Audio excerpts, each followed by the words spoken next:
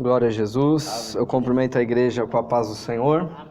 Estamos na igreja cristã Rede Acolher, Ministério do Taboão da Serra, Parque Pinheiros. E hoje estamos aqui para mais uma manhã, poder adorar ao Senhor, poder glorificar ao seu nome, poder dizer que nós o amamos, poder dizer que Ele é tudo para nós. Nós estamos diante da presença dEle e isso é que nos basta. Amém? Glória a Deus. As últimas 2 semanas, irmãos, eu preguei sobre Ló, né? O sobrinho de Abraão. E nessas 2 mensagens, nós falamos sobre as escolhas de Ló. E as escolhas de Ló não foram as mais sábias, né? Ló, ele teve um fim trágico, né? Ele acabou dentro de uma caverna com as 2 filhas, embebedando ele e cometendo incesto, né? Achando que a humanidade tinha acabado e que Deus não tinha destruído tudo, mas na verdade Deus só tinha destruído Sodoma e Gomorra, e elas ali, sem ter direção de Deus, cometem essa cena tão terrível, né? Embebedou o pai, foi lá, se deitou com ele e tiveram cada uma um filho do seu próprio pai, né? Mas hoje eu quero falar sobre um outro sobrinho. Só que esse sobrinho que eu quero falar hoje é um sobrinho que nos dá muita alegria, que nos dá um exemplo de garra, de coragem, de valentia e de determinação, que nos inspira a prosseguir como cristãos, como servos do Senhor. Este homem que eu quero falar hoje é um sobrinho, é o sobrinho de Caleb, chamado Otiniel. Amém? Alguém já ouviu falar desse nome, Otiniel? Não? Já? Glória a Deus. Então abra comigo no livro de Juízes, capítulo 1. Nós vamos ler a partir do versículo 12. Juízes 1, capítulo 1, versículo 12. Enquanto você abre, eu faço uma oração. Senhor, nosso Deus, nosso Pai, nós te agradecemos, Senhor, por mais uma oportunidade de podermos estar na Tua presença, Pai. Senhor, esta é uma manhã, Senhor, que o Teu nome está sendo glorificado através das nossas vidas. Hoje é uma manhã, Senhor, em que nós nos dispusemos a sair dos nossos lares, a estar na Tua casa, para poder Te louvar, poder engrandecer o Teu nome, Pai. Senhor, e agora, Senhor, no momento em que iremos abrir a Tua palavra para anunciar, Senhor, o Teu Evangelho, anunciar, Senhor, as boas novas, anunciar, Pai amado, a vida que flui destas linhas das Escrituras Sagradas, Pai amado, eu Te peço que o Senhor fale conosco, Pai, que a igreja é Tua, a casa é Tua, as ovelhas são Tuas e a palavra é Tua, Pai.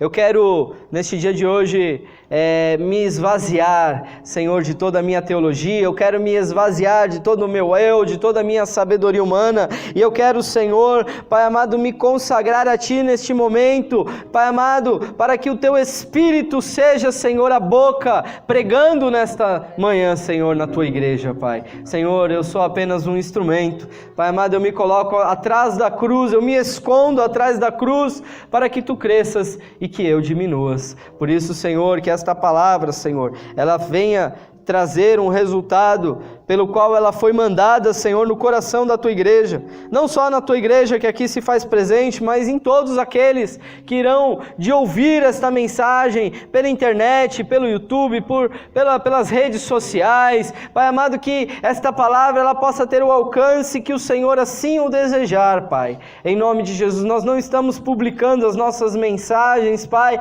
para nos promover a nós mesmos, mas nós estamos publicando, Senhor, para que o Teu nome seja glorificado, a Tua cruz seja pregada e que Cristo seja entronizado entre as nações através, Senhor, da pregação do Evangelho de Jesus Cristo. Por isso, Pai, eu repreendo todo inimigo do Evangelho, em nome de Jesus, que os nossos corações sejam uma boa terra, Pai amado, para receber de Ti a Tua palavra, a Tua semente em nossos corações, nesta manhã deste dia, em nome de Jesus. Amém. E graças a Deus. Amém? Juízes, capítulo 1, versículo 12. ao 15, diz assim: E disse Calebe: Quem ferir a Kiriate-Sefer e a tomar, lhe darei a minha filha Axa por mulher. E tomou-a Otiniel, filho de Kenaz, irmão de Calebe, o mais novo do que ele. E Calebe lhe deu a sua filha Axa por mulher. Versículo 14. E sucedeu que, vindo ela a ele, o persuadiu a que pedisse um campo a seu pai. E ela lhe apeou um jumento e saltando, e Calebe lhe disse: Quem é que tens? O que tens? E ela lhe disse: Dá-me uma bênção, pois que deste uma terra seca, dá-me também fontes de água. E Calebe lhe deu as fontes superiores e as fontes inferiores. Só até aqui por enquanto. Amém? Glória a Deus. Então nós temos que voltar um pouquinho na história, né? Para nos lembrar quem foi, primeiramente, Calebe. Né? Calebe foi da geração de Josué, filho de Num, o servidor de Moisés. Quando Moisés estava às portas do Jordão, logo após sair do Egito, alguns dizem que a viagem do Egito até as margens do Jordão era em torno de 40 dias. E ali eles fizeram aquela primeira jornada, chegaram às margens do Jordão, e Josué, já depois de Moisés, né? Moisés envia Josué e mais outros 11 príncipes, e com ele Calebe também foi junto com Josué e com esses mais outros 10 príncipes espiar a terra, os espias, os famosos espias que foram, e eles espiaram a terra durante 40 dias, e eles observaram que a terra era boa, que a terra manava leite e mel verdadeiramente como o Senhor havia prometido. E eles trouxeram um fruto da terra, eles trouxeram um cacho de uvas. E aquele cacho ele era tão grande, as uvas eram tão grandes, que eles precisaram de 2 homens para carregar aquele cacho. Eles colocaram em uma trave, puseram em seu ombro e precisaram de 2 homens para levar o produto daquela terra, para mostrar que aquela terra era boa. Mas ali naquela terra havia gigantes. Deus prometeu que daria a terra para aquele povo, para Israel. Mas Deus, ele nunca, em situação nenhuma, disse que seria fácil. Ele em nenhum momento disse que o povo não teria que lutar e conquistar aquela terra. Muitas vezes nós recebemos uma promessa do Senhor, em que o Senhor irá nos dar certas coisas. Nós recebemos aquela palavra profética, ou o Espírito Santo brada em nosso coração, nos dando uma promessa. E aí nós esperamos de braços cruzados, achando que vai cair do céu, quando na verdade precisamos nos esforçar para conquistar a bênção de Deus. Porque Deus, ele prometeu. Então, se você tem a promessa de Deus, irmão, você tem a procuração assinada pelo rei. Se você tem a bênção de Deus, a promessa, você tem que ter isso no seu coração e na ponta da sua língua, para quando os inimigos da terra vierem contra você, você precisa dizer: eu tenho a promessa do Pai, Ele me prometeu me dar essa terra, e vocês terão que sair em nome de Jesus. Tem um versículo que diz que o reino é conquistado à força, não é assim? Tem um versículo que diz isso, né? O reino de Deus é conquistado à força. Mas tem uma outra tradução para esse mesmo versículo, que substitui a palavra força por esforço. O reino de Deus é tomado pelo esforço. Então, irmãos, se Deus te prometeu, não desista da promessa de Deus. Ainda que ela tenha por tardia, ainda que está demorando, ainda que o Senhor, ele ainda não cumpriu. Certa vez, lá no começo da minha conversão, uns 10 anos atrás, eu estava no monte, e Deus usou um profeta, um homem de Deus, para dizer que Deus, ele me levaria em arrebatamento. Ele me levaria e me mostraria a glória dele. E não só na boca desse profeta, Deus, depois de por diversas outras situações, ele me disse a mesma coisa. Que o Senhor, ele estava me dando o dom de discernir espíritos, de discernimento de espírito, para que ele pudesse me mostrar coisas no mundo espiritual. Me levar em espírito a coisas espirituais para que eu possa contemplar. Até hoje ainda não aconteceu. Até hoje aconteceu algumas nuances, pequenas experiências que nem se compara com aquilo que há de ser revelado ainda pelo Senhor na minha vida. E o que eu continuo? Mas pastor, já passou-se 10 anos, sim, e ainda 10 anos para Deus é como um dia. Eu continuo buscando, eu continuo crendo, eu continuo me agarrando nas promessas do Senhor para a minha vida, e a cada dia que eu caminho em direção a essa promessa, é um dia de conquista e de vitória que o Senhor tem preparado para as nossas vidas. Mas depende do esforço, depende da conquista. E aquele povo desmaiou, desanimou, ele viu gigantes na terra. Eles voltaram para Moisés, e diz a palavra de Deus que dos 12, 10 homens, 10 espias, eles contaminaram o povo.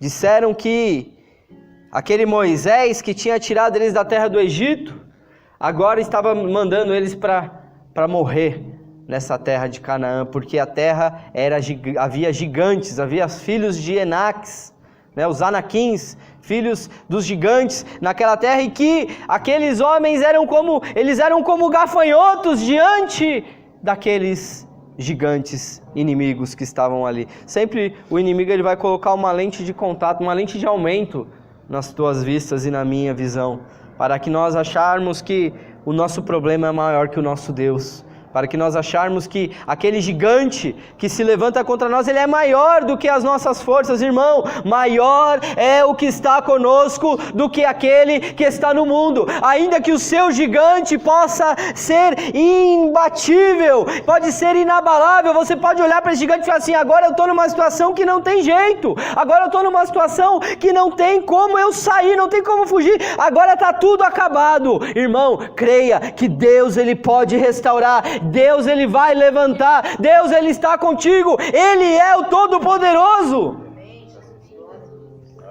Quando chegares na terra de Canaã, irmãos, ainda que tenham gigantes à espreita, saiba que é Deus que te prometeu, e se Deus que te prometeu, Ele vai cumprir. Amém? Glória a Deus. E Caleb e Josué foram os únicos que falaram não. Deus nos deu essa terra. Deus ele é conosco, o Deus que nos tirou da terra do Egito, o Deus que feriu o Egito com as pragas. Nós vimos Deus abrindo o mar vermelho, o Deus Todo-Poderoso está conosco. Ele nos entregou esses inimigos nas nossas mãos, e possuímos a terra que o Senhor nos prometeu. Josué e Caleb, eles se levantaram do lado da coragem, eles se levantaram do lado da conquista e falaram: não, eu creio que Deus é conosco. É duro crer, irmãos, quando todo o resto do povo não crê. É duro crer quando toda uma geração despreza aquilo que Deus é na sua vida. É duro crer, irmãos, quando você consegue enxergar algo que ninguém está enxergando. E ali, esses dois homens, Josué e Caleb, eles foram postos à parte. O povo acendeu a ira de Deus. O povo acendeu a ira de Deus, que disse: vocês ficaram 40 dias espiando a terra. E durante 40 dias não puderam perceber que a glória do Senhor era maior do que daqueles inimigos. Então por isso, durante 40 anos vocês estarão peregrinando no deserto. Mas Caleb e Josué, eles acreditaram. Caleb e Josué, eles estavam ali do lado da fé, eles estavam crendo. Por que eles também viveram os 40 anos de deserto? Irmãos, porque nós somos um único corpo com o Senhor. Nós somos a igreja de Cristo. Quando um membro está ferido, todo o povo padece, toda a igreja sofre, porque nós precisamos viver em unidade com o Senhor. Amém? Glória a Deus. Mas Josué e Caleb não murmuraram por peregrinar durante 40 anos no deserto, junto com aquele povo rebelde. Eles ficaram lá. E a próxima geração dos filhos de Josué, dos filhos de Caleb, eles nasceram, foi a nova geração que teve parte na herança, aquela nova geração que pôde conquistar aquela terra, que pôde entrar naquela terra. E Caleb e Josué também entraram. Talvez já eram de idade avançada. Josué ele morreu com 110 anos. Então a conquista da terra de Canaã ali durou alguns anos também. Então Josué e Caleb já eram velhos, já eram os anciãos, né? Nessa ocasião aqui, se eu não me engano, Josué já tinha até morrido também, em que Caleb fala essas palavras, profere essas palavras. E aqui nós temos o irmão de Caleb, né? Um homem chamado Kenaz. Ninguém nunca ouviu falar de Kenaz? Ninguém nunca ouviu falar na história, na trajetória do povo de Israel, no livro de Josué, no livro de Êxodo, no livro de Números? Não, nós não ouvimos falar do irmão de Caleb. Nós não ouvimos falar desse homem chamado Kenaz. Mas Kenaz, ele deixa um legado. Kenaz, ele ensinou o seu filho a andar nos caminhos do seu irmão Caleb. Ele ensinou que quando encontrar gigantes pelo caminho, porque Kenaz era mais novo do que Caleb, mas ele também fazia parte da geração que peregrinou no deserto. E ele viu como Deus ele prometeu a Moisés e ele cumpriu, e ele entregou aquela terra nas mãos dos filhos de Israel. E aqui o seu filho, chamado Otiniel, ele aparece aqui nessa situação. Primeiro, quando Caleb, provavelmente já muito velho, ele levanta uma palavra, ele diz que quem ferir a Kiriat Sefer e a tomar, né, uma cidade dos inimigos, ele daria a sua filha Axa por mulher.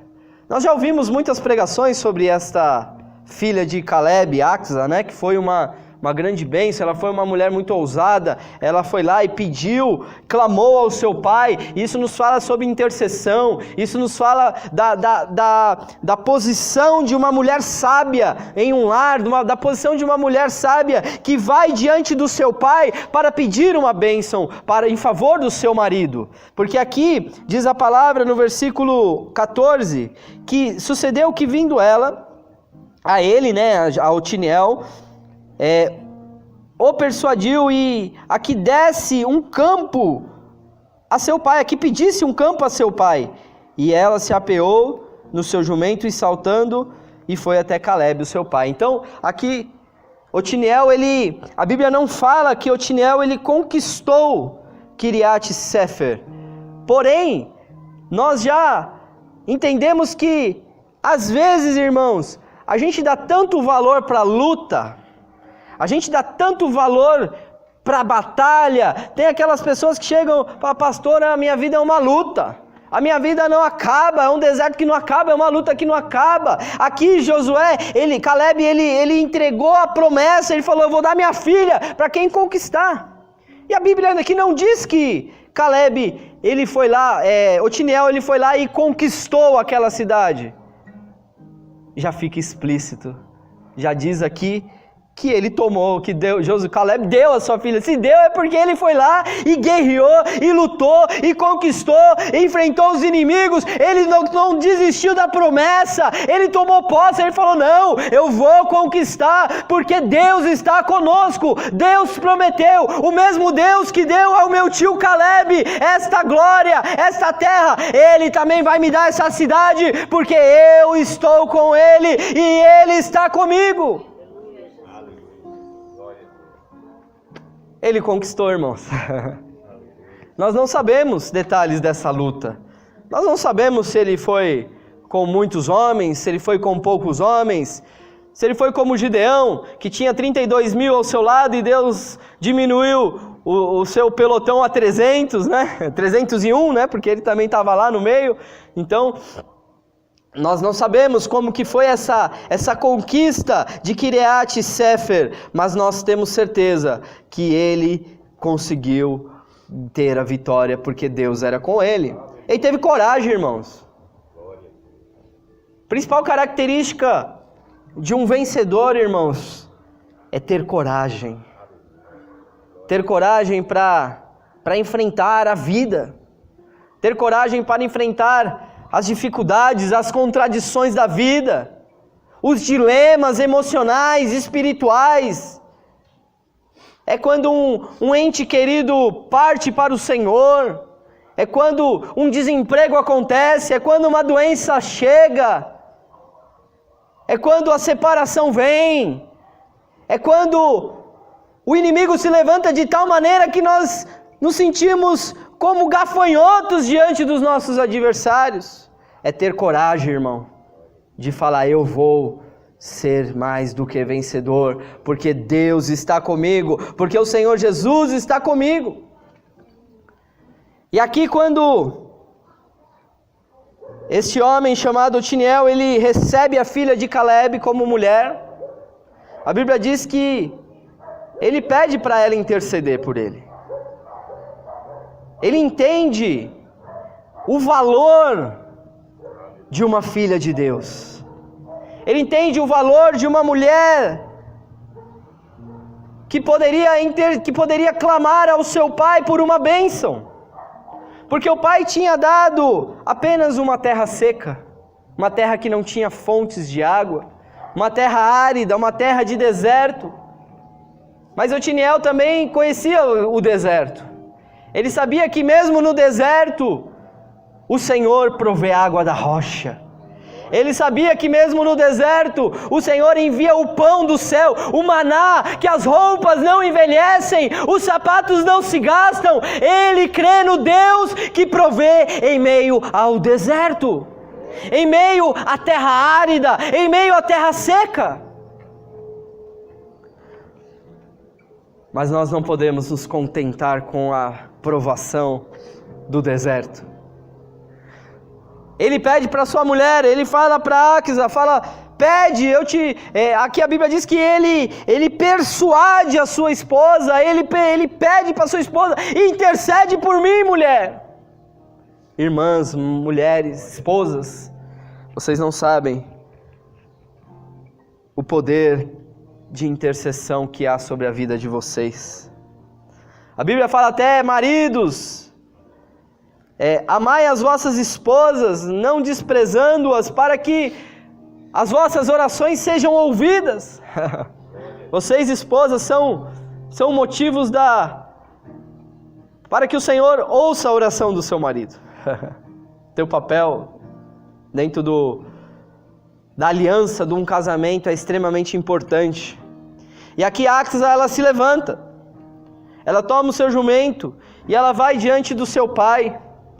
E ela clama ao seu pai dizendo: dai-me uma bênção, pois a terra é uma terra seca, pois a terra que me deste é uma terra seca.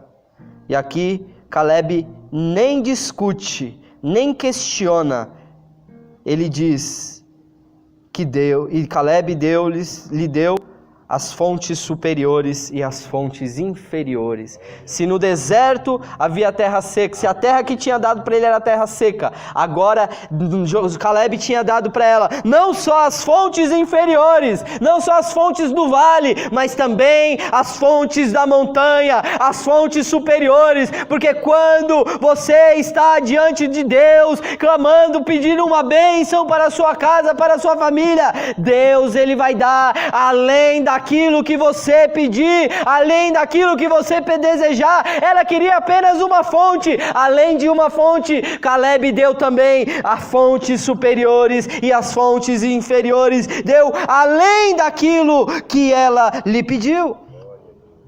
Louvado seja o nome do Senhor. Irmã, não deixe de clamar pelo seu casamento, pelos seus filhos. Se você é uma mãe que tem os seus filhos nas drogas, irmã, saiba que o coração do rei está inclinado para a sua vida, irmã. E que quando você clamar dizendo: Pai, peço-te, dá-me a tua bênção, a bênção de Deus virá sobre a sua vida. Não desista dos seus sonhos, não desista das suas promessas, porque Deus, Ele é bom para contigo, amém? Glória a Deus. Só que a mensagem não acaba aqui, né, irmãos? A gente só vê essa parte, geralmente, né? Quando se prega sobre Axa ou sobre Otiniel, chega só até aqui. A conquista da bênção, da intercessão da esposa. Mas Otiniel era um sobrinho de valor que Caleb tinha. Otiniel, ele era um homem que estava fora do comum das pessoas. Otiniel era um homem guerreiro, era um homem valente. Era um homem que tinha um chamado de Deus. Porque, irmãos, se você já leu o livro de Juízes, você percebeu que Juízes é um livro terrível, né, irmãos? Terrível não que o que Deus faz é ruim, né? Mas porque Juízes é um livro histórico, tá, irmãos? E narra a história do povo de Israel. É um livro histórico que narra após a morte de Josué. Josué, ele conduziu o povo, Moisés conduziu o povo até a terra prometida, conduziu o povo até por todo o deserto, por todos os 40 anos de deserto. Mas aí, após isso, Josué, ele entrou na terra de Canaã com o povo, dividiu a terra com o povo e depois morreu. E quando Josué morre, a Bíblia diz que o povo se desviava, cada um para o seu caminho. Era como uma terra sem leis, porque quando havia Moisés, o povo ouvia Moisés como sendo o líder principal. Quando Moisés morreu, o povo ouvia Josué, que recebeu a glória ali de Moisés, né, sobre a sua vida. Mas aqui, alguns estudiosos chamam o livro de Juízes como a era das trevas de Israel.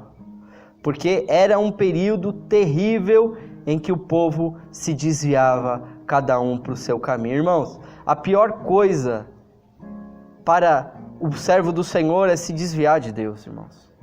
Essa é a pior coisa, porque nós experimentamos, nós sabemos. Uma coisa é você não conhecer, né? Você está aí no mundão, né? Fazendo tudo aquilo que lhe apraz e você não conhece a palavra do Senhor, você não conhece o como é bom estar na presença do Senhor, o como o Senhor, Ele nos ama. Essas pessoas que estão no mundo não conhecem a graça do Senhor. Quando nós nos convertemos, irmãos, a primeira coisa que a gente experimenta é a graça. A gente fica tão feliz, a gente fica tão alegre. A gente chama do primeiro amor, né? Porque a gente ama esse Deus, porque como Deus pode me amar, sendo eu um pecador, irmãos? E aí, o povo se desviava, irmãos. Cada um se desviava, porque o povo pecou contra o Senhor. O Senhor mandou que todos os cananeus, todos os inimigos fossem expulsos da terra. Mas o que o povo de Israel fez? Eles não expulsaram. Eles tomaram aqueles povos, os cananeus, como escravos. Porque é mão de obra barata, né? Eles estavam ali de boa, né? Chegou na terra prometida, terra que mana leite e mel, e ainda desobedeceram ao Senhor quando o Senhor mandou expulsar os inimigos, e eles tomaram os inimigos como escravos para poder fazer a parte braçal, né, da coisa. Aqui no capítulo 2 de Juízes, no versículo 16, a palavra do Senhor diz que vamos ler a partir do 14, Juízes 2:14. Pelo que a ira... 13, portanto deixaram o Senhor e serviram a Baal e Astarote. Pelo que a ira do Senhor se acendeu contra Israel, e os deu nas mãos dos roubadores e os roubaram, e os entregou nas mãos dos seus inimigos ao redor. E não puderam mais estar em pé diante dos seus inimigos. Por onde quer que saíam, a mão do Senhor era contra eles para o mal, como o Senhor tinha dito e como o Senhor lhe tinha jurado, e estavam em grande aperto. Aí no versículo 16: e levantou o Senhor juízes, que os livraram das mãos dos roubadores. Amém? Então Deus é misericordioso, né, irmãos? Deus é misericordioso. Nós sabemos que às vezes a gente erra, a gente peca, né? E que às vezes acontece algumas consequências do nosso pecado, né? Tem uma passagem aqui no próprio livro de Juízes, eu não me recordo o versículo, que fala de um homem chamado Adoni-Bezeque, um rei muito cruel, que ele matou, ele conquistou muitos reinados. Um homem muito terrível. E diz a palavra que ele cortou os dedos polegares de todos esses reis, tanto das mãos quanto dos pés.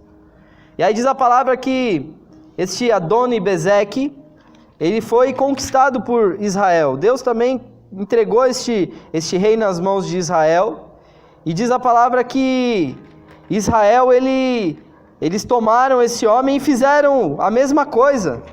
Eles cortaram os polegares de Adoni-Bezeque, e Adoni-Bezeque reconheceu o seu pecado e disse que, olha, o mesmo mal que eu fiz contra os outros reinados, o Senhor também fez contra mim.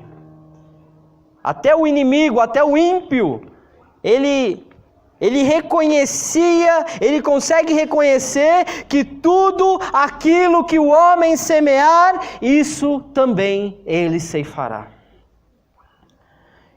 E aqui Israel começou a semear na terra da idolatria, começou a servir a outros deuses, a Baal, a Astarote.